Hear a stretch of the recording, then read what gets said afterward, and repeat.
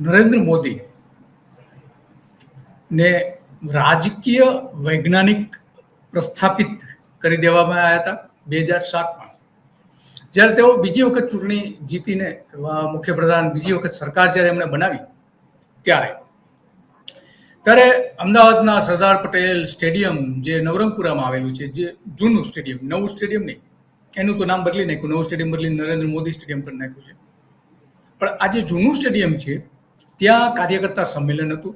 એ કાર્યકર્તા સંમેલનમાં નરેન્દ્ર મોદીને રાજકીય વૈજ્ઞાનિક સાબિત કરી દેવામાં આવ્યા હતા, જાહેર કરવામાં આવ્યા હતા, એના બેનર લગાવવામાં આવ્યા હતા. આ વિજય ઉત્સવ હતો ભારતીય જનતા પાર્ટીનો જ્યારે સરકાર બની એ સમયે. આ એ સમયની તસવીરો આપણે જોઈ રહ્યા છીએ કે ત્યારે જ્યારે એની જ સામે ભારતીય જનતા પાર્ટીના નેતાઓ જે વિરોધમાં આવેલા, બળવો કરેલો નરેન્દ્ર મોદી સામે, અને એની સામે આખા ગુજરાતમાં સંમેલનો પણ થયા હતા.